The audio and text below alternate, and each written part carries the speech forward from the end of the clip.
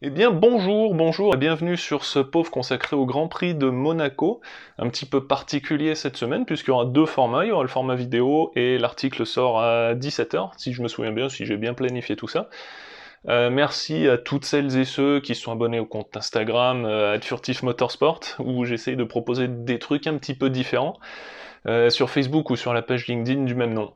La base de Furtif Motorsport étant quand même les articles, je vous invite vraiment à vous abonner à l'une de ces pages pour vous tenir au courant des nouveautés, ou à aller fouiner de temps en temps sur furtifmotorsport.fr. Allez, maintenant on passe sur le pauvre avec en petit 1 le déchirement absolu. Si vous m'avez déjà lu sur le résumé des qualifs, on avait Charles en pole, et sur son run pour consolider cette pole, justement, l'arrière glisse un peu plus que d'habitude dans la chicane à la sortie de la piscine, ça emmène sa roue avant droite dans le mur, derrière il peut rien faire, et voilà, la Ferrari est dans le mur suivant, c'est réglé, c'est plié. Donc des abrutis finis ont hurlé au complot, que c'est tout de la stratégie, blablabla. Bla bla bla. Si c'était une stratégie, avec le plafond budgétaire, avec les risques de fracasser la voiture, Charles il aurait fait comme Schumacher en 2006 ou Rosberg en 2016, drapeau jaune en simulant ou pas, la version officielle dit que c'est ou pas, une erreur de trajectoire ou un blocage de roue, et hop, voilà, pas de casse, drapeau jaune, ça valide la pole, c'est plié. Du coup, Max Verstappen et d'autres, on l'avait Charles de tout soupçon, Charles et Ferrari de tout soupçon. Par contre, vu le carton, il y avait quand même des doutes sur l'intégrité de la boîte de vitesse, et s'il avait fallu la changer, ça aurait coûté 5 places de pénalité, parce que c'est un changement avant qu'elle ait fait 6 courses ou quelque chose dans ce goût-là. Je comprends pas très bien ces règles un petit peu pénibles, on va dire. Donc gros suspense le samedi soir, Ferrari nous dit que ça a l'air d'aller, mais qu'on verra en détail dimanche matin. Dimanche matin, feu vert, tout y va bene, avec l'accent italien dégueulasse aussi. Leclerc part de la pole, Sainz en deuxième ligne, ça s'annonce absolument radieux pour Ferrari, Sauf que pour placer les voitures sur la grille, il y a ce qu'on appelle un tour de mise en grille, histoire de voir si tout va bien, jauger un peu les conditions de piste et tout ça.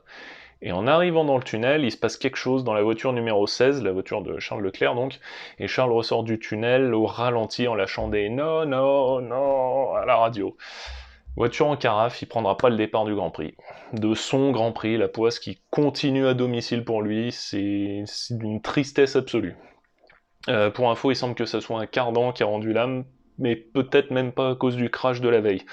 On sait pas bien, et de toute façon, sur la vraie version officieuse, on saura jamais. Et quoi qu'il en soit, on saura jamais ce qui se serait passé en course si Charles s'était lancé sur ce Grand Prix. Point 2. Max Verstappen, un départ autoritaire et c'est plié. Voilà comment je pourrais résumer, et sans mauvaise foi en plus, la course d'hier. Donc Max Verstappen, placé sur la grille, déjà bien orienté vers le point de corde de Sainte-Dévote, le premier virage, auteur d'un très bon départ. Bottas aussi, mais vu qu'il était légèrement derrière, Max peut lui fermer la porte, autoritairement mais proprement. Et ça me rend tout chose de dire ça, d'associer proprement à Max. En tout cas, il a pris la tête, et une fois la tête prise, on est à Monaco, et hors erreur de pilotage, qui peut très vite arriver sur circuit. Les dépassements sont virtuellement impossibles. Seule la stratégie d'arrêt peut changer la donne, j'en parle plus tard, ou une safety car qui est normalement courante à Monaco. Mais rien ne s'est passé comme d'habitude sur le rocher, et Max gagne, jamais inquiété par la concurrence. Je n'irais pas dire que c'est une victoire facile, parce qu'on reste à Monaco quand même, il a bien piloté, les drapeaux bleus, la gestion du trafic a été respectée. Il a techniquement pas mené le Grand Prix de bout en bout, puisque pendant un tour ou deux, je me souviens plus, un tour je crois, il y avait Sergio Pérez qui était devant lui, puisque Sergio est rentré après dans les stands. Point 3, un peu plus difficile, celui-là, l'agonie Mercedes. Là, le week-end commençait mal pour Lewis, seulement 7ème des qualifications. Donc à rappeler qu'une 4ème place, c'est déjà très mauvais pour Hamilton. Alors une 7ème place, je vous laisse imaginer. Il nous expliquera après qu'il a proposé des réglages qui n'ont pas été suivis par l'écurie, alors qu'il semblerait qu'ils auraient été meilleurs, au moins pour chauffer les pneus et les garder dans la bonne plage de température. Mercedes ensuite qui réussit un magnifique exploit, celui de foirer un écrou de roue sur la voiture de Bottas pendant l'arrêt au stand. le seul Bottas qui pouvait inquiéter un petit peu, hein, mais qui pouvait inquiéter Max, car il partait de la deuxième place, il était toujours à la deuxième place au moment du pit. Abandon sur foirage d'écrou, on reste sur une tradition de malchance pour Valtteri, quoi. Ensuite, Mercedes qui foire mais complet la stratégie d'arrêt pour Lewis. Il lui demande au début d'économiser les pneus, et puis en fait ils le font rentrer pour tenter l'undercut, c'est-à-dire entrer plus tôt que ceux qui le précèdent, pour pouvoir, avec l'aide de gomme neuve, repasser devant sur le prochain arrêt au stand. Bref, ils lui font tenter l'undercut pour passer Gasly. Il était alors 6ème, soit sa position de qualification, moins Charles Leclerc qui n'est pas parti, donc 6ème. Pierre Gasly rentre au stand un tour plus tard et ressort devant l'aileron de Lewis. L'undercut est foiré. Voilà, et c'est que le début, puisque Gasly saura défendre sa place, mais aussi Vettel, un tour plus tard, qui rentre au stand, et qui laisse au passage le champ libre à Pérez, maître en gestion de pneus.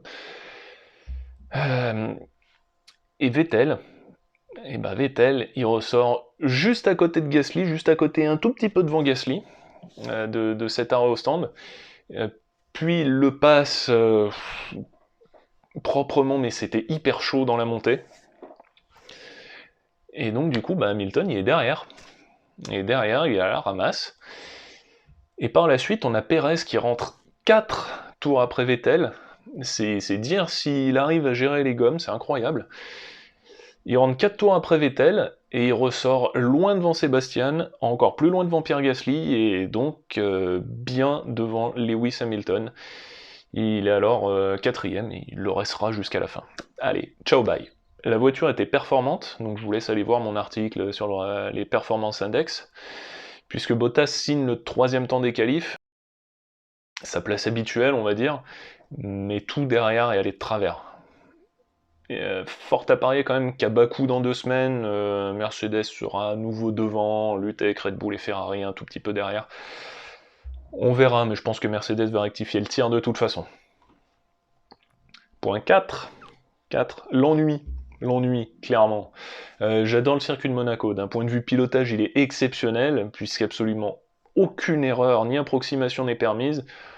On est à l'exact opposé d'un circuit comme le Paul Ricard, par exemple, où il y a des boulevards pour sortir. Ici, tu fais juste une toute petite erreur de 20 cm et tu finis dans le mur et tu prends pas le départ du Grand Prix.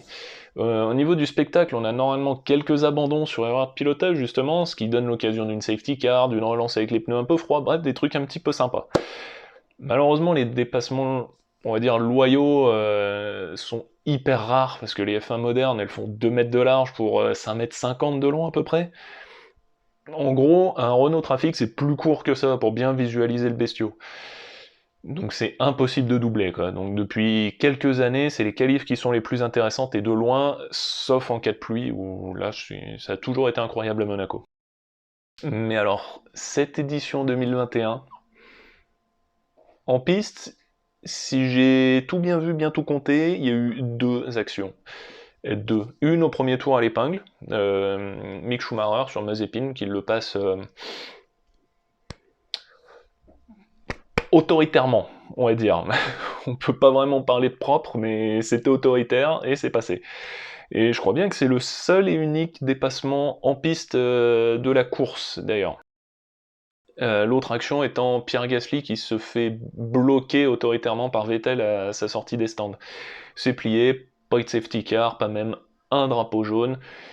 Il s'est rien passé du Grand Prix. Rien. Point 5. Lando Norris. Lando Norris, 5 courses, une 8ème place, 4 top 5, 2 podiums. Après Monaco, il est 3ème du championnat, en ayant pourtant seulement la 4ème voiture en termes de performance pure. À nouveau, je vous laisse retourner voir mon article sur les performances index. Il est réellement incroyable, McLaren aussi, et ça à tous les niveaux, sauf quelques pits, ils sont à 4-5 secondes, c'est pas ouf. Il a aussi réussi l'exploit ce week-end, c'est vraiment rare, de prendre un tour à son coéquipier, Daniel Ricciardo, en le gratifiant d'un petit salut de la main au passage.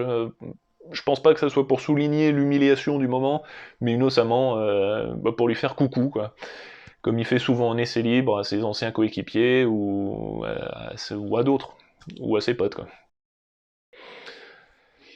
Et on passe donc à la conclusion pour dire que tout ça nous donne un podium de copains en fait. Max Verstappen, Carlos Sainz, Lando Norris, Carlos Sainz qui mériterait tout un paragraphe à lui tout seul, mais j'aurai l'occasion d'en reparler plus tard, j'en suis absolument certain.